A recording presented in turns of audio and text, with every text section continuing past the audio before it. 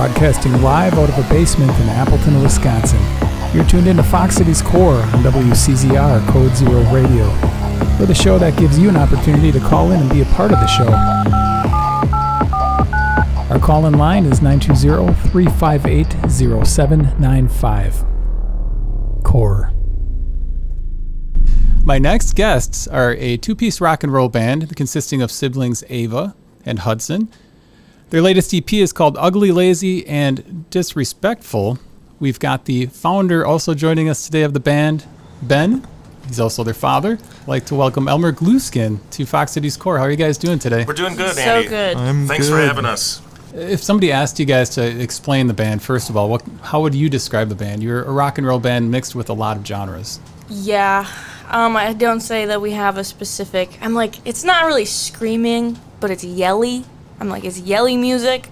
But it started out very different, and we didn't really have a specific we're gonna stick to this type of genre at first. Because when it started in the basement of our home as little tiny chitlins, it was kind of a joke, and it was kind of my dad's idea to be we're gonna be a rock and roll band. That goes back to 2010 was the very first photo that was ever taken of the band, and we set up a social media account, and it really as a joke, and really. The ability to actually play music was very slim. It wasn't almost very non-existent. Yeah, not very impressive at the time. But yeah, so we started. I started playing guitar when I was around 6 years old. My grandparents got me my first guitar. It was a Walmart First Act acoustic. So. It stayed in tune, I'm sure. Oh, it was just lovely. Totally not too big for me or anything, Yeah. So did you decide to have them start the band before Ava got that guitar, or was it after the guitar was given that the idea? No, it was after. She had started taking guitar lessons at a very young age, and she seemed to she started to excel pretty quickly at it, and she just got the opportunity to do a few little unique gigs. Her mom was in a roller derby at the time, and which Norb was the announcer for. Yeah, Ava got the opportunity to open up a couple roller derby events with the national anthem. I was notorious for playing the national anthem at multiple events. Very early on, she exhibited signs of being a megalomaniac, and she really liked being in front of people. I don't know about that. And then she had a musical interest. I always had a musical interest as a young kid growing up, although I didn't really excel musically, and maybe even to refer to myself as a musician would be an insult to musicians everywhere. But it was kind of a dream of mine to be involved in a band, and I thought, what better opportunity than to groom these young kids? And we started the band in 2010, and Hudson was he had a first act drum set. Yeah, I remembered Ava started out first playing guitar, and I was like, oh, I should play the drums, and I could play with her. Yeah. Kind of evolved from there. Yeah. And at that time, the band we didn't really take it very seriously. It was it was something fun I could do with my kids. We'd take some pictures. Really cool pictures of Yeah. we'd take Really pictures cool of ourselves, we're this badass rock band. Look at us, man. Putting up social media. It was almost like we created this farce. Right. And it was more about taking pictures Honestly, yeah, playing music. Oh yeah. So how did you guys feel, Hudson and Ava, when your dad is talking about doing this band? Was it something that you latched onto right away? I don't really know if I necessarily was in the mindset of that being a real thing because I was again this is probably from 6 to 10 maybe. And I'm I don't know what you're talking about. We're just jamming, And Huddy wasn't really taking lessons yet, so it wasn't very serious at all. And it was kind of more let me learn my little One Direction cover on my acoustic guitar. It was not very like real. Well, and some of at the time we did start right off the bat writing original songs, but it was more for our own amusement. Right. It didn't really go outside of the basement. It was really just just to entertain ourselves. Yeah, it was just for fun. It was like written. Some of our songs are just like they were written off of weird like little things that like inside jokes, like things that involved our family. Like Hudson has kind of a weird eating thing, and at the time was like obsessed with Kraft mac and cheese. I'm not anymore. Not anymore. He's horrified. He's horrified of Kraft mac and cheese now. I'm grossed out by it now. But we called him the king of macaroni and cheese. So then, of course, we wrote a song about the king of macaroni and cheese, or things that we thought were funny. Muscle shirts. I used to wear a muscle shirt when all the time. I was sick. All the time. And we give him like fake little stick-on tattoos and go out in front of our dad's old car and take like pictures, and we're like, yeah, we're so cool. Or like helping old ladies cross the street. That was another good song there. So Ben, you were you in a band previously?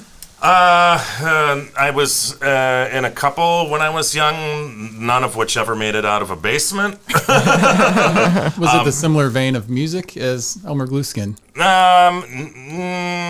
Not really. No. I went to UW Oshkosh in the early 90s, and there was a scene there at the time where there was a few people who were really accomplished musicians, and they, we'd get together and have some cocktails on the weekends, and they would graciously include me in their practice, and I just didn't quite have the chops ever.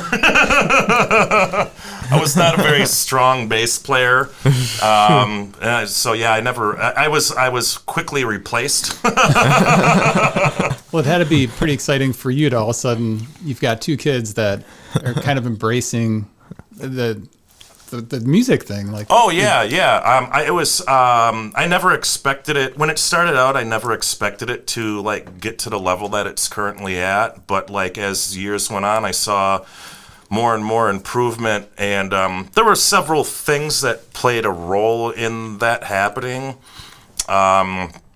I always looked at music like early on. I thought whether my kids decided to pursue music as a career or not was kind of going to be up to them. But I always thought music had like a life lesson to offer.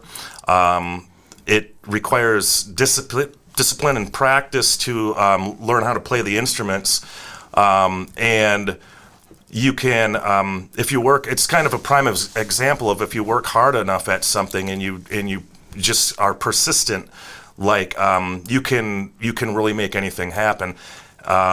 It may sound a little bit cliche, but like that was kind of the lesson I thought music would teach my kids. Just keep working at something, and you'll recognize when you're up on stage and people like your band and they applaud you. It's like a job well done. It's quickly recognizable. And I'm like, you can do that with anything in life if you just keep your foot on the gas and keep trying and keep pushing, and you can succeed at anything that you really put a great amount of effort into. What were the first jams like when you guys were just jamming? I mean, how did those, like, you had your first act guitar, Hudson had his first act drums, and you probably had a really nice bass. I had the Hondo bass. Yeah. I don't know. I honestly can't think back to like first ever jams, because a lot of it at the beginning was just me. Because I am 3 years older than Huddy, so it was like, again, like let me learn this Sam Smith cover, let me learn this One Direction cover, it was very like into the sad acoustic like little girl music at the time.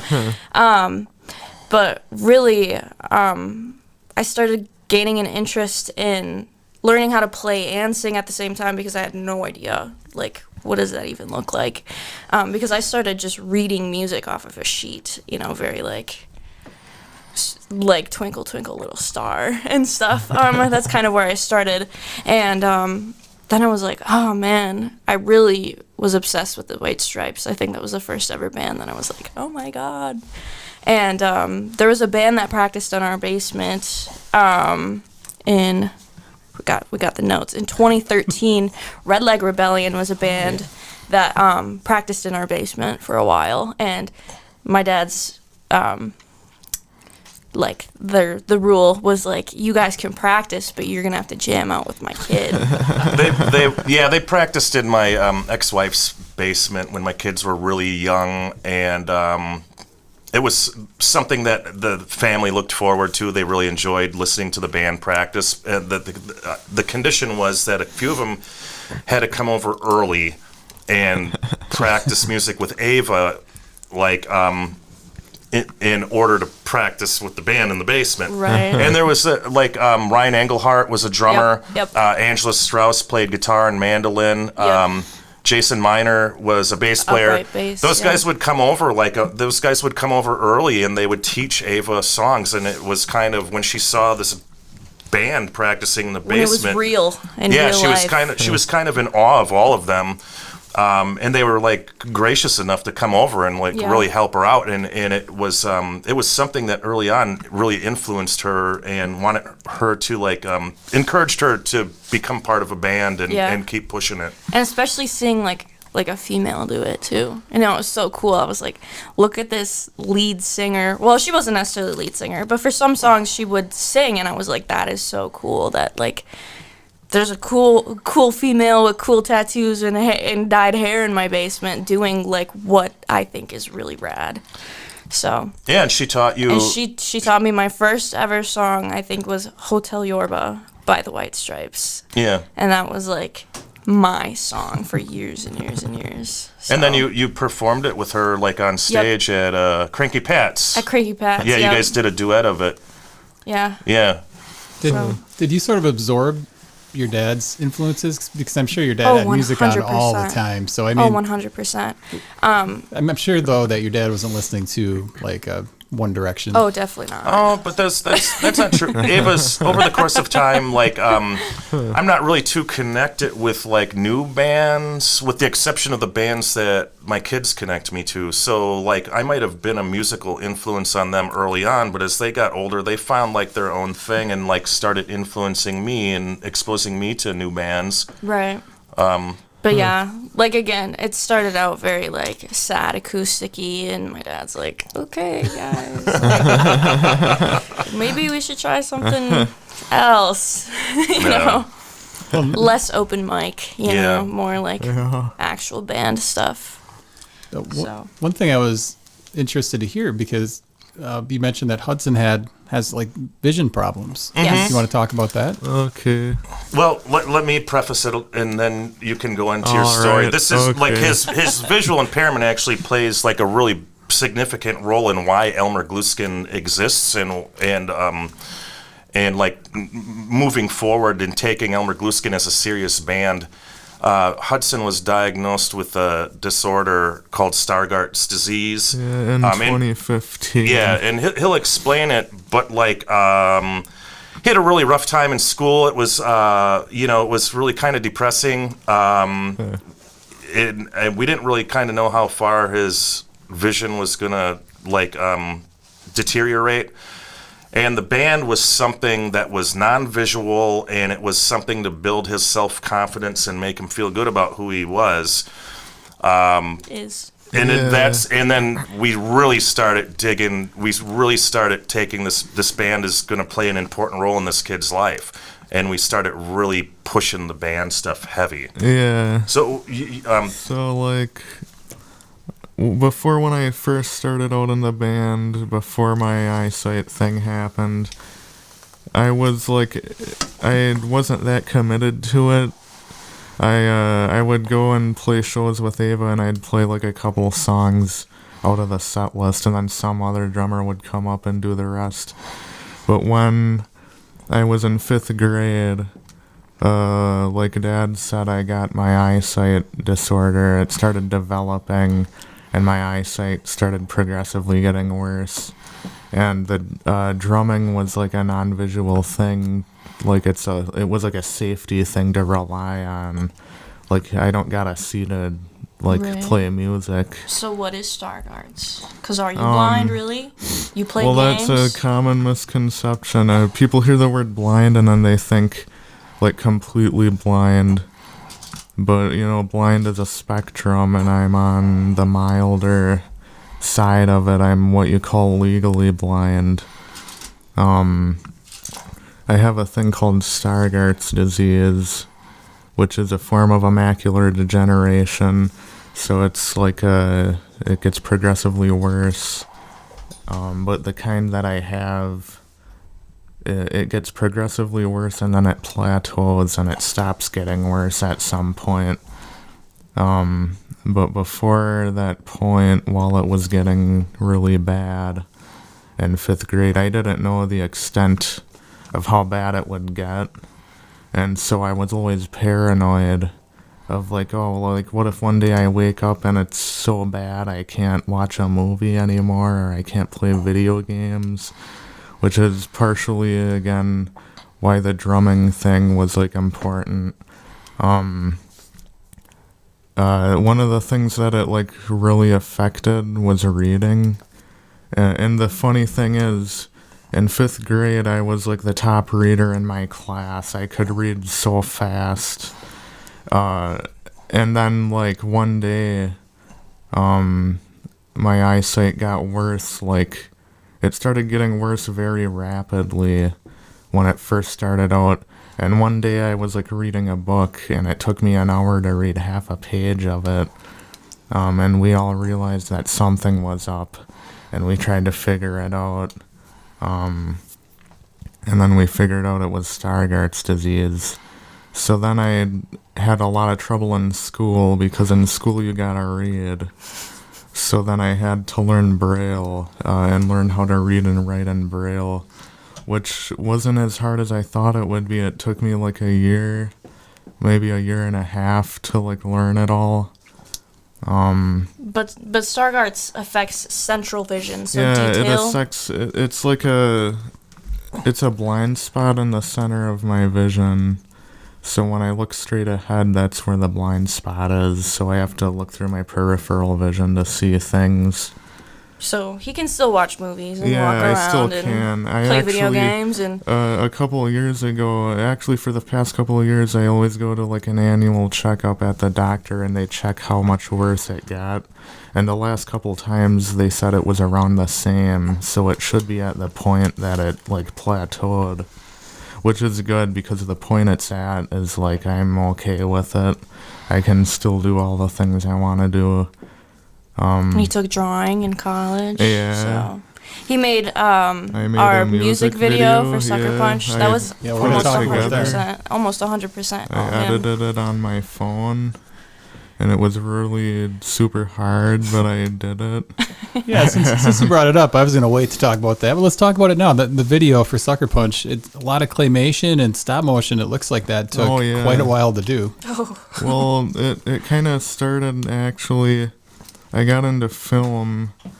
One day Dad showed me a David Lynch movie, and I loved it, and I loved it, and then I became obsessed with David Lynch, and then I watched like Eraserhead and all the movies, and then I started getting into avant-garde movies and stuff, and then from that I got into like stop motion animation, and I like figured one day like I want to try that out on like myself and make one, and I found it was really fun. And so we were always talking about making a music video for the band, and I Cheaply. figured it would be really fun to make like a stop motion music video.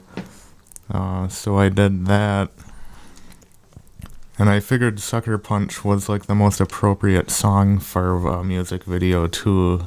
I feel like that's like, it just feels right to like make one for that particular song. How did you start out? Like, did you start out with the stop motion, and then you decided, well, I'm going to do the clay, or did you start with the clay and then decide you're going to add some of the other elements into it? Do you remember where the starting point was?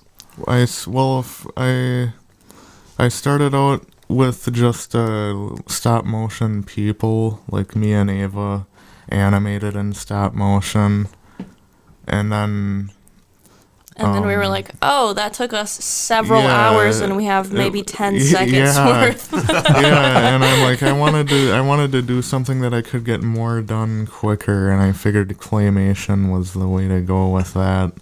So I did a bunch of claymation in my room, and I did that. Bad words were said, but we got it done. We got it done. I got really frustrated. It's quite frustrating. Yeah, doing it on a phone is not easy at all. No. Stuff was always going wrong. But we made it happen. That's why I came out a month late, but that's okay.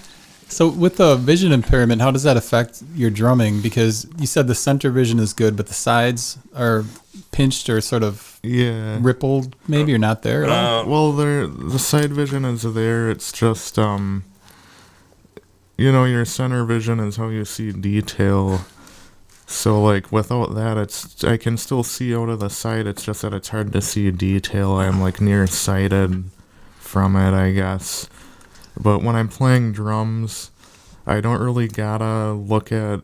I just kind of gotta look in the general direction of which drum I'm hitting, but I don't gotta see it very clearly to play it easily. Well, and in most shows, the preference is to use his own kit, and it's set up in a very particular order. I like to set it up in a particular way. Yeah, sometimes it takes him a little bit of time. Elmer Glueskin oftentimes is the opening band, and it takes him a bit. We get there pretty early. It takes a bit of time to set this drum kit up in a really particular way, and he just kind of plays it from, like, it's almost like memory. Although recently he's been playing other kits, and it's not been much of a challenge. No. But he's just too good now. Yeah. Well, to back up a little bit, so you jammed and then you decided to take lessons. Was that just the next step? You thought, well, maybe I'll get these kids into lessons and we'll see if they... Well, Ava had already been taking guitar lessons, and she was getting to be better, and I don't have any background in drumming. We thought, if we really want this band to be something serious, like, Huddy's going to have to learn how to drum a little better. We signed him up for lessons, and there was a couple people that he worked with, one of which was this fellow by the name of Scott Brown, who really took him, who really worked well with him and taught this kid how to play, and was really instrumental in creating like a drummer out of Hudson. Yeah. And so the lessons really did take you guys to the next level. Oh, 100%. Yeah, they did. Yeah, 100%. Without a doubt. And then I kind of stopped taking lessons after my eye thing, because as you can imagine, it's hard to read music if you can't read very good. So then I couldn't read off of, like, sheet paper. Then I had to do everything by ear and, like, memorize stuff. Well, you were in the marching band in high school for a short time. I was in marching band in high school, and all of that is, like, reading off of sheet music. And since I couldn't do that, I had to, like, listen to recordings of what I'm supposed to play and, like, memorize it and do it that way. So when you guys were building up, you had connections already, obviously, because you had bands recording at the house. And, and you're on the scene. I mean, you're connected. Yeah. Did that make it easier when you guys decided to play your first show? Can you tell me a little bit about that experience of the first show, how the nerves were, how it sounded, how it turned out? Oh my! Well, Ava was doing shows independently before Elmer Glueskin was. So I was doing, like, open mics. I had some very strange shows. There was one I played at a brat fry in front of a grocery store. And the goal was to get the word brat into any song at any time. So I remember I was doing a Sam Smith song, and it was like the "Won't You Stay With Me?" because brats are all I need. And I was so proud of that one. I thought it was really clever. And you did a Riptide. Oh yeah. You know, all the really hot songs at the time. Ava was already kind of getting little gigs here and there, and she was a participant in Appleton Rock School that With Jason Lipsky runs. yeah. Great, worthwhile organization. He afforded her the opportunity to do a few things. He got her a few gigs. She was doing some solo acoustic stuff, and then, although Hudson was not a participant in Appleton Rock School, Jason knew that on the side that they had this band together, and he included Elmer Glueskin in some of the events that he threw. I think it was License to Cruise. 2014 was like one of the first Elmer Glueskin performances, which happened to be on College Avenue during License to Cruise. Yeah. Hudson and Ava played together, and at that time, Hudson, you could barely see this kid's head over the kick drum. It was tiny. Yeah. I think I saw a video of Ava doing the Star Spangled Banner. Oh, yeah. So it seems like he did that kind of stuff as well. Yeah. She did. Simcoe Shakedown. Simcoe Shakedown. Yeah, from I think the very first year of the Simcoe Shakedown, and I can't remember how old you were, but you were extremely young. She opened up the Simcoe Shakedown every year for the first 6 years with the national anthem that they broadcast over the PA before the rest of the band started playing, and it kicked the event off. But yeah, no, I'm like super fortunate to have like my parents that are very connected in like some different kind of communities. Like, my mom being in roller derby, we met Norb that way, and I was always like, oh my God, who is this cool man? He's so weird, but I love him, and it was so cool. So I opened up for roller derby a few times playing the Star Spangled Banner, and like got so much love from that. And then my dad was a founder of a car club, and so we were very into like the old car scene as well, which is like rockabilly music. But so yeah, I kind of evolved from there. But like, shout out to my parents for like cool things. Well, and then my girlfriend Jerry Ohm was pretty well connected and connected us to a lot lot of people. Oh yeah. She was the OG punk rocker. She's one of the OG punks. But she connected us with Time Bomb Tom. Yep. And some of the other like instrumental Green Bay people. Tom Smith very early on gave Elmer Glueskin a lot of great opportunities. He would host events behind the exclusive company in Green Bay. He invited Elmer Glueskin to open up some of these outdoor shows. Which afforded them the opportunity to play with other bands, and it kind of snowballed. It's like the more opportunities you get to play with bands, the more connected you become to other musicians, and before you know it, it's how networking works, I guess. But let's do some name dropping. Who are some of the favorite bands that you played with over the last decade?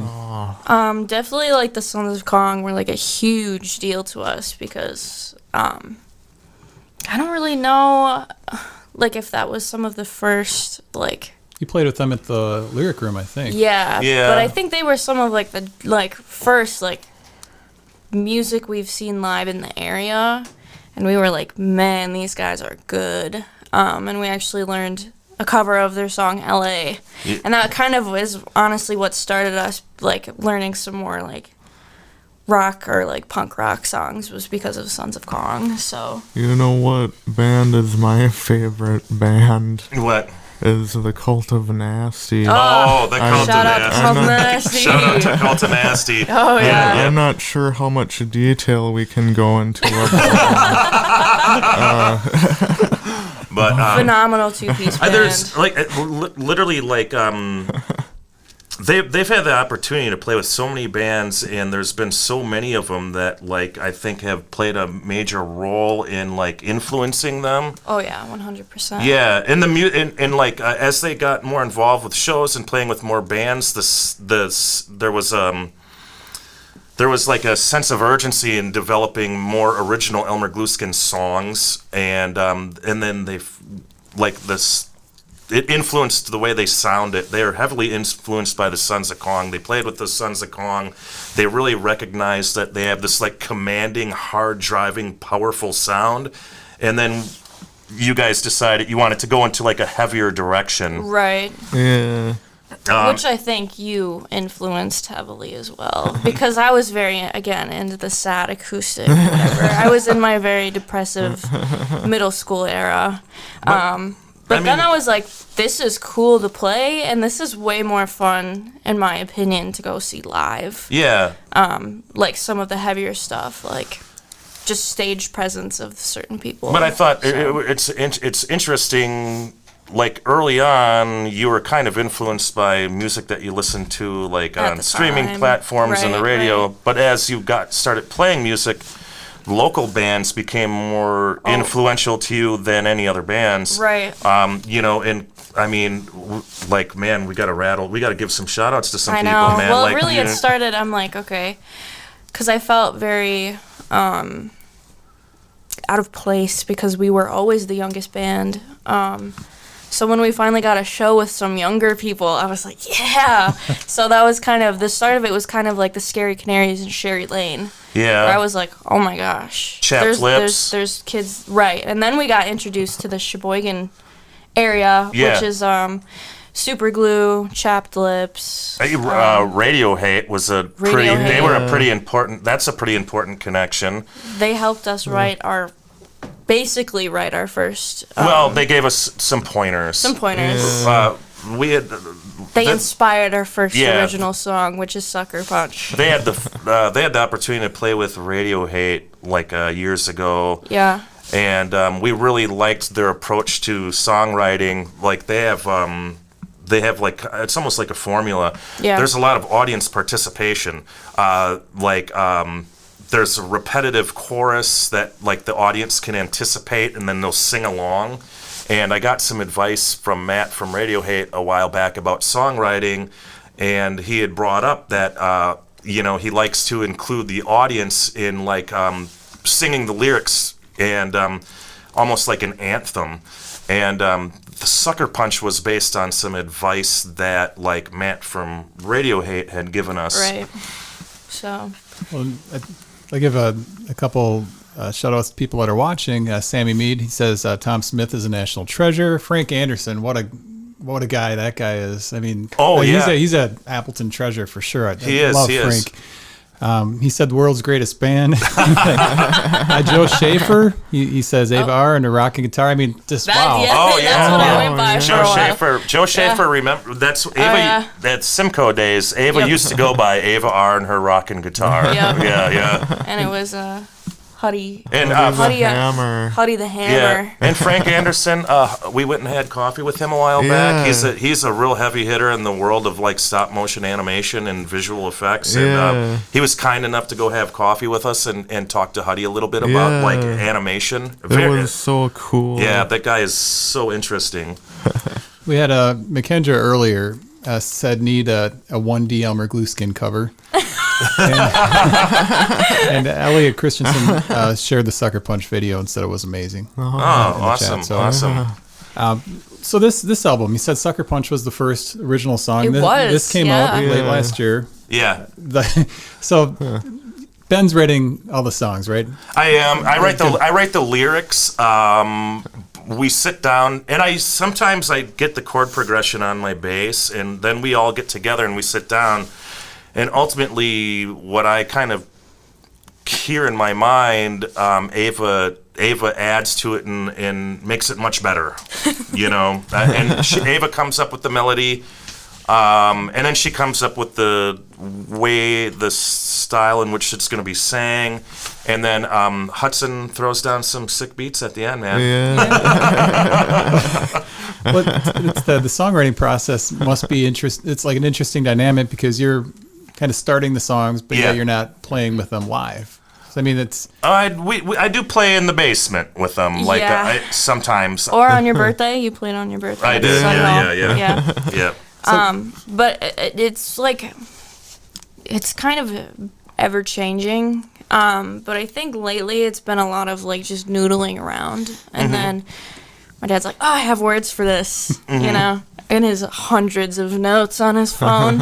So then we just kind of go from there. And then if it's 6, it's 6. But I think a large majority we end up. Oh no, I think a lot more songs went in the garbage. Yeah. Than anybody gets to hear. Yeah. Is there a chance that you like join the band full time and do every gig, or is there a reason you're not? I have done a couple things with them that were so nerve wracking. like the amount of anxiety that I experience, it's like I feel like I'm punishing myself. I played behind the exclusive company with them like many years ago. And I was like drenched in sweat. I was drenched in sweat, and I thought that I was gonna get sick. And there was like 4 or 5 people in the audience watching. And then we for did your birthday. Yeah. Well, we also we went to Memphis, Tennessee in 2017 and played live on WCZR Radio. It was like set up busking style. Yep. I brought an acoustic bass, but we all played as a band. Like on that show, Right. We did King of Macaroni and Cheese. Please nobody look for it. No, Some of this we want to distance ourselves from some of this stuff. But Well, this album you recorded at Rock Garden Studios. yeah, Yep. How was that experience? Mark Goldie engineered it, right? Yes. he did. Yeah, Yep. it was awesome. It was like our first time at a real recording studio. Yeah. So it was a learning curve for sure. Yeah. Because at first we weren't using a click track, and then we're like, this is not gonna work. We without- didn't really know what the heck we were doing. No, we had no idea. Mark Gold is he's an amazing sound engineer. His studio is beautiful. We kind of showed up there. We showed up there having never done this before, all being very green. I felt like we were a little unprepared. Yeah. And But then the next time we had Zakk Abitz come with us, which From Bad Habits. Yeah, and he used to be my guitar teacher. he was one of Ava's guitar teachers, and I follow that kid because he was he started out at a very young age as like a child prodigy musician. And I was like following a couple of his bands, like Crestfall, his original band, and I know he's a big deal in Bad Habits, and this kid's attention to detail in his recording, some of the recordings that he offered were really impressive, and we were fortunate to get him to come to Rock Garden Studios with us and like kind of guide us. Right. So he kind of acted like a producer almost. He did, Oh, yeah, yeah, without yeah. a doubt. Yep. Yeah. Well, then you went to Justin Perkins at Mystery Room, obviously the best you can go to. That was Justin Cool recommended Justin Perkins, Yep. and then From Astronaut. I told a few people that we were getting Justin Perkins to master this thing, and everybody that I told said, "Yeah, there's no other person, man. He's Yep. the guy," and he is. I thought the mix that was offered was really quality, and I didn't think it would get much better. We got the mastered version back from Justin Perkins, and I was like, "Wow, man! That Very really made quickly, too. It made a difference. Like that guy really kicked her up a notch, and he did a great job." And we're like, oh my God, we're a real band. Yeah. Well, you must have been excited to get this finally released. Yeah. Yes. Who did the artwork? I took the picture, but it's just a photo that was taken Right. in their mom's kitchen. yeah. Well, I like the CD. There you got the picture there. So how did the release go? Did you guys do a album release show for this album? Not like an official one. Yeah. It was kind of, We had a show at the study hall. yeah. Yeah. It was an unspoken. Shout out to the study hall. Shout out Study Hall.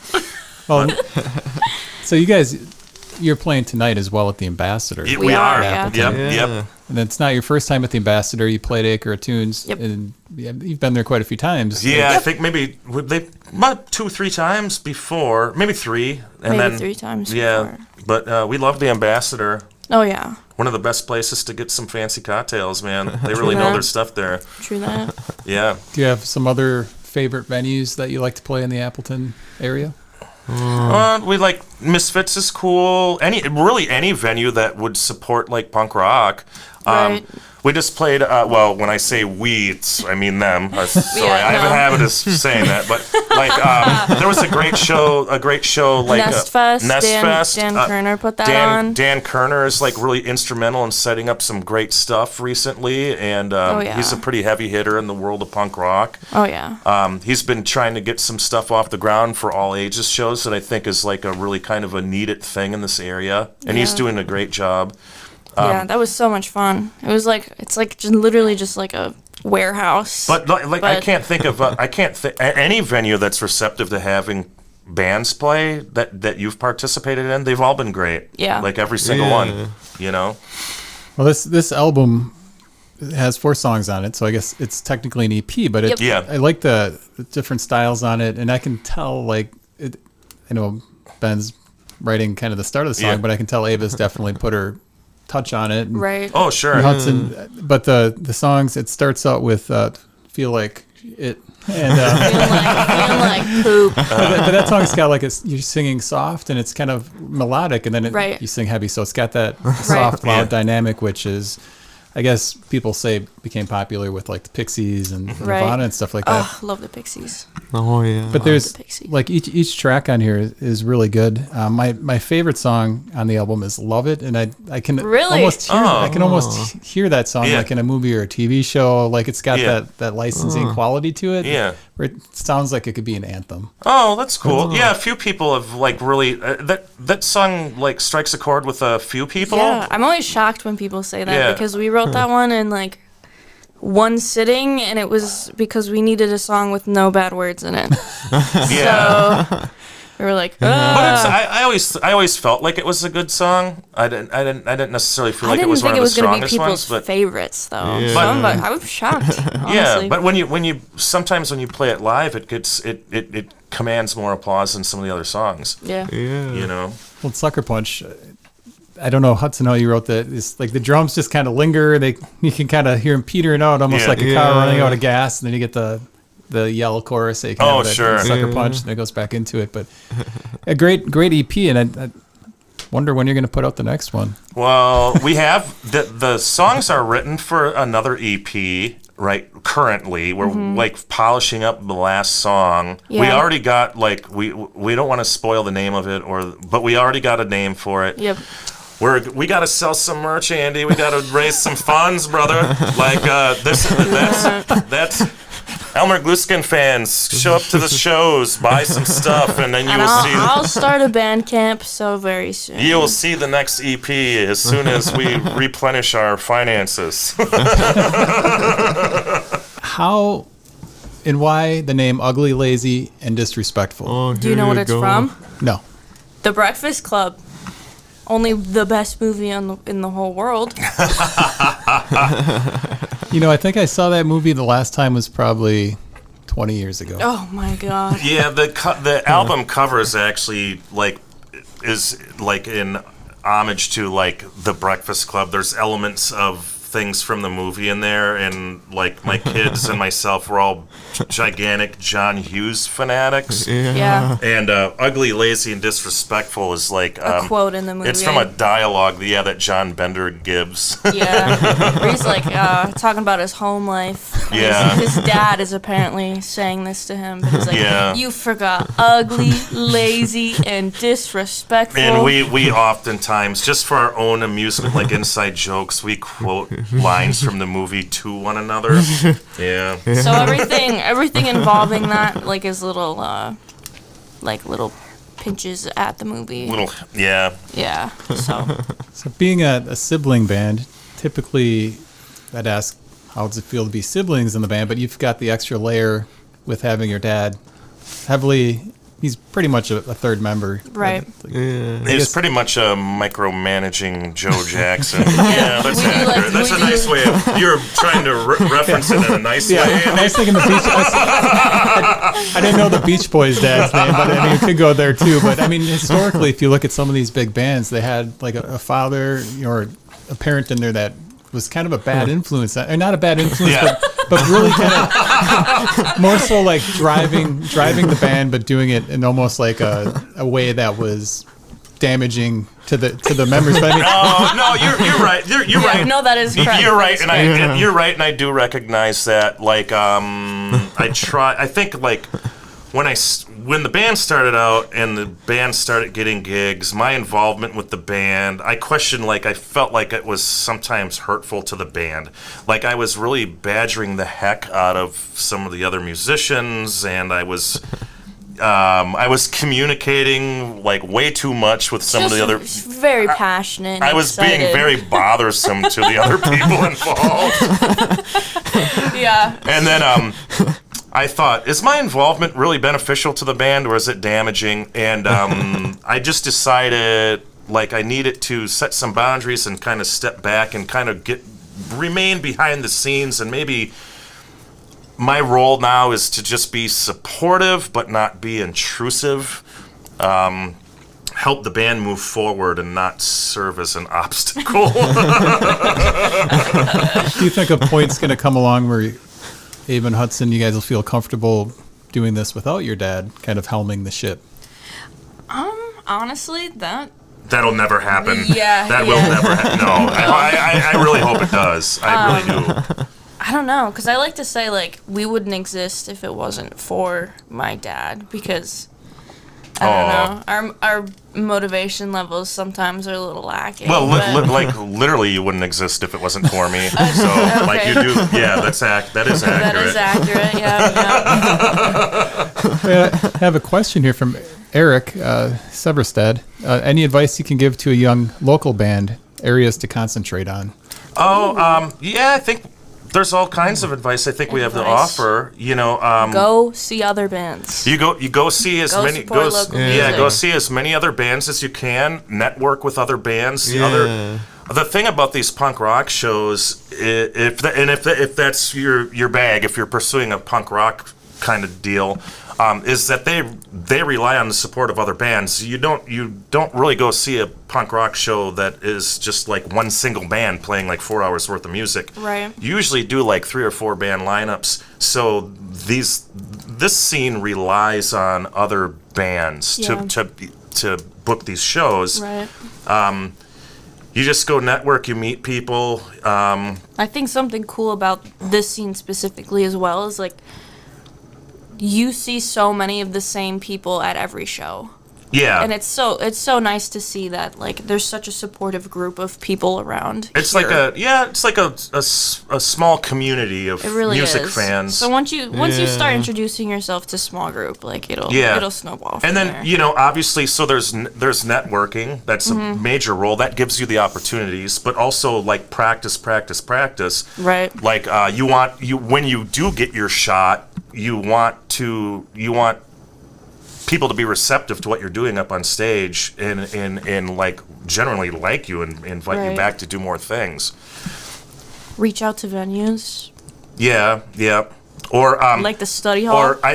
Or to be honest, if it's I'm a huge supporter of young musicians because I like being involved with Elmer Glueskin at a very young age, it was really kind of hard to get some gigs. But I'm fortunate enough now to be in the position, I book some shows, so if there's any young band out there that wants a chance to play a show, like hit me up, Ben Rausch on Facebook or Elmer Glueskin. Rausch. And I will promise you a shot, and I will give you a chance to play a show. Thanks for the question, Eric. And I've got another one for you guys. So, Elmer Glueskin, where did that band name come from? Oh, yeah.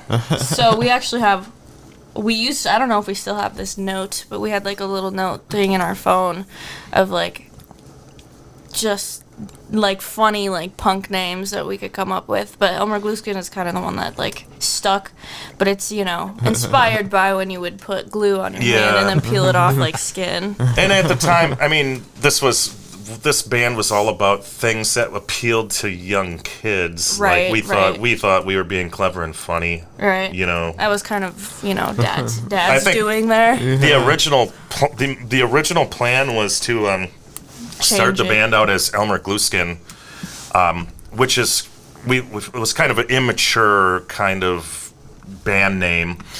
And then as the band got better, we were going to change it to a different name and distance ourselves from the Elmer Glueskin stuff so that nobody could go on social media and find the King of Macaroni and Cheese. Or we wanted to like create some now you guys are a real punk rock band. And we don't want please nobody look for the King of Macaroni and Cheese or some of the old stuff, some of the really old stuff. And then, but then it was like now there's like this name recognition with Elmer Glueskin, and you're kind of stuck with it. So like, just just don't go looking for the old stuff. Starting so young, there is a lot of stuff out there, pictures and stuff. Do you ever get does that stuff ever embarrass you to the point where you wish you could get rid of it and just kind of start?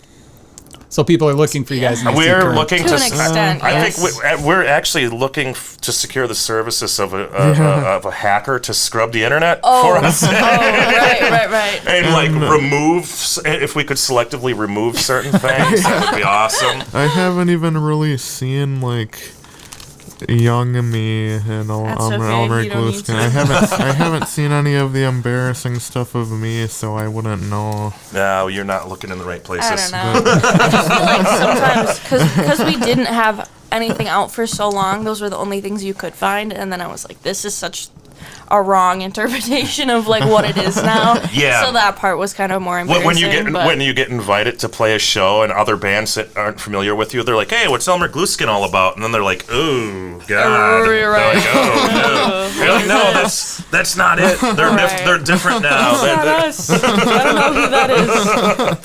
It's like another band with the same name. Weird. Very similar looking as well. Also siblings. Huh? Weird. Rachel Rush, she says, talk about the Capes and Nightmare on Elm Street. Oh, yeah. Yeah. The Nightmare on Elm Street. There's a superstition. Yeah. There's a band superstition. An unspoken rule. What is the unspoken rule, Hudson? When we practice in the basement, there's a TV down there, and if we practice, we have to have Nightmare on Elm Street playing in the background. It's like a superstition. Yeah, or it throws us off, and then our practice isn't good otherwise. That's an interesting thing to want on in a basement. It really is.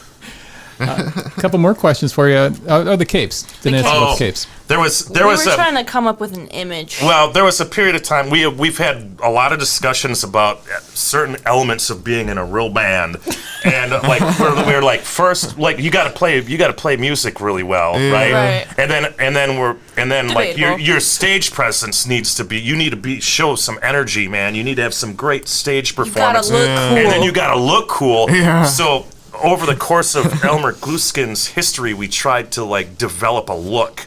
And for a short time, we went with the superhero costume thing where they wore capes. She had a cape that had a big A on the back, and his had an H. And then they would wear these masks. But then the masks, this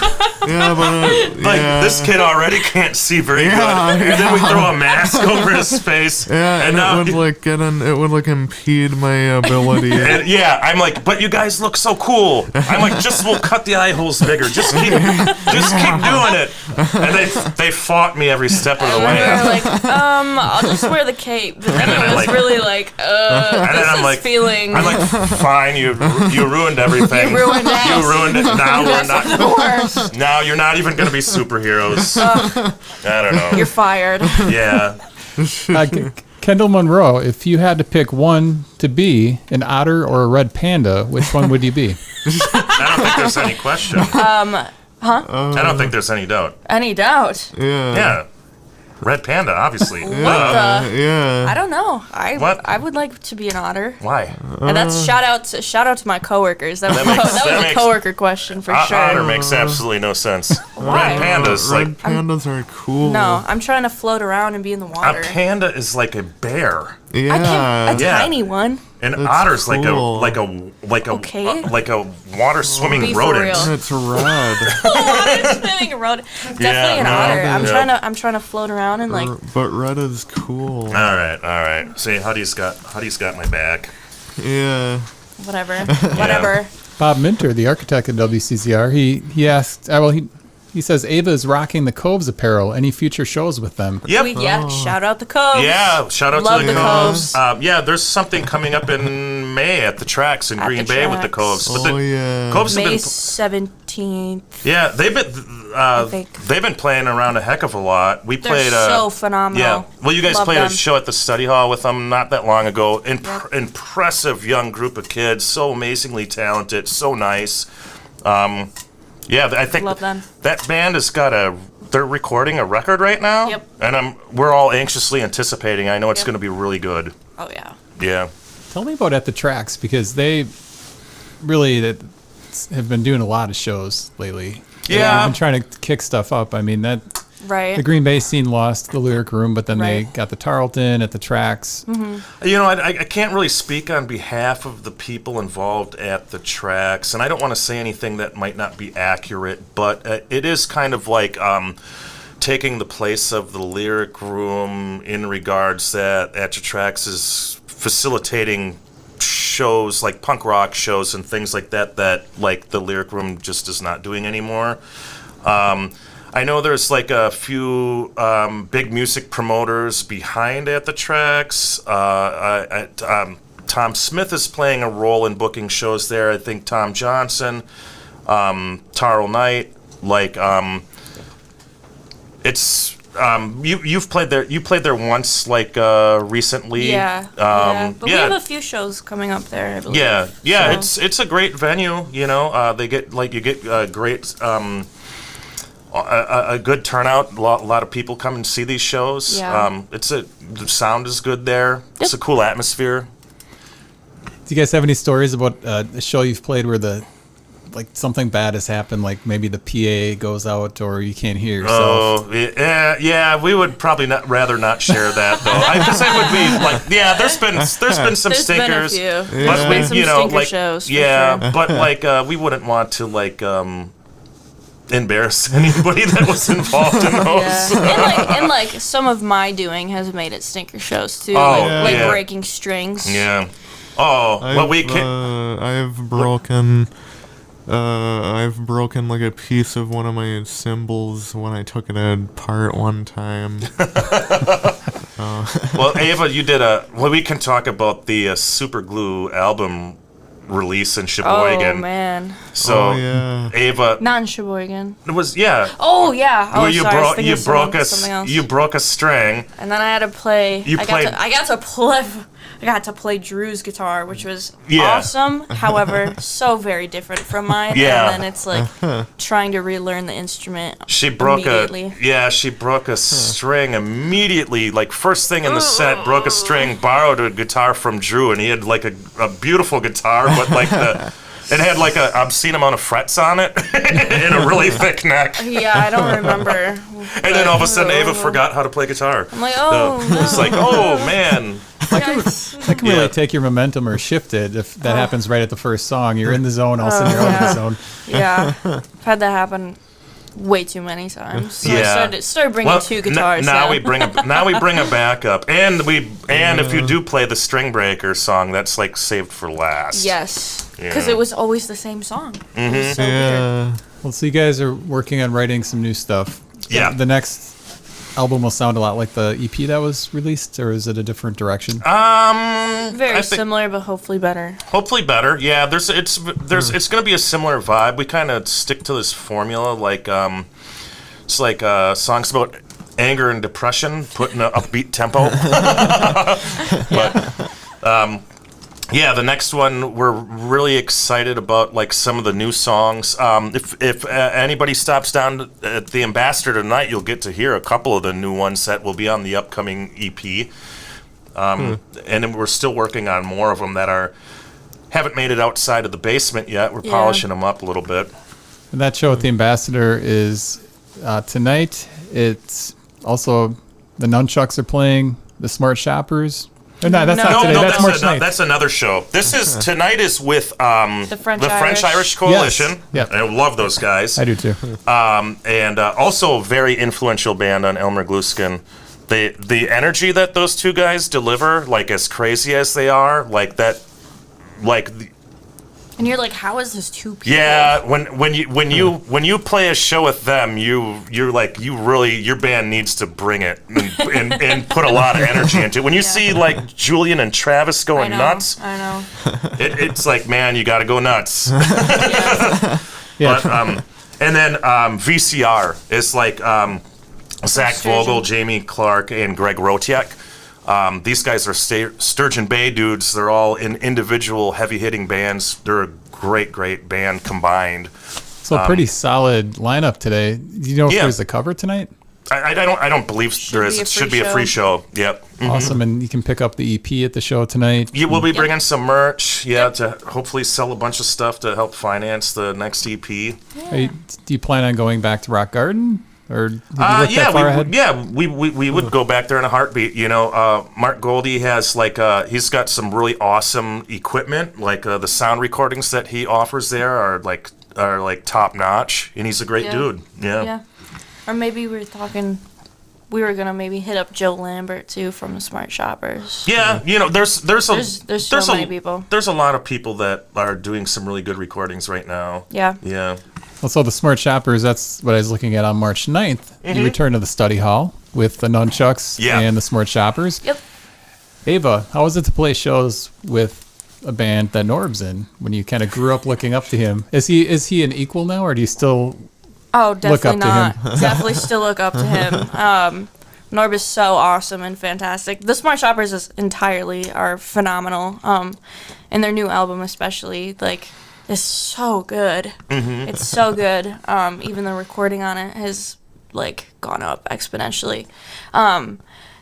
Definitely not equals. Definitely not. No, he's still oh my god. Yeah, there's still he's still way up there. Well, believe it or not, it's already been past the hour, so wow. we're gonna have to wrap it up. But I don't know if there's Okay. anything you guys wanted to say in closing, or any shout outs you wanted to give. Well, we want to give a shout out to Tony Tanzi. Yeah. Tony Tanzi has jumped in with Elmer Glueskin a few times to play the bass. He's one of the OGs. Dave Lee. Dave Lee drummed for Elmer Glueskin a few times. Jenna Kapitsky as well. Jenna Kapitsky. Are we missing any? I'm sure there's so many people. There's so many people that we that have played a role in helping us along the way that we should really thank. Like Daniel Kerner and Yuri Weber. Yuri Weber really introduced us more to the hardcore scene and have given us a lot of cool opportunities and met a lot of cool people through them. Chelsea Saturn. Booking some shows for us. Just endless. The list goes on. It's endless. Yeah. Well, I want to thank you guys for doing this morning. Check out the EP, which you can purchase today, or do you sell it online or anything? We're going to set up a band camp. Yeah. Ugly, Lazy, and Disrespectful. It is on Spotify. Mm-hmm. If you want to get a Music. taste. But nothing can compare to owning it like a physical copy. you don't get that picture in the middle on Spotify. For a measly $5. Measly $5. It's like we're giving it away. It's basically free. $5 and under, free. Yeah.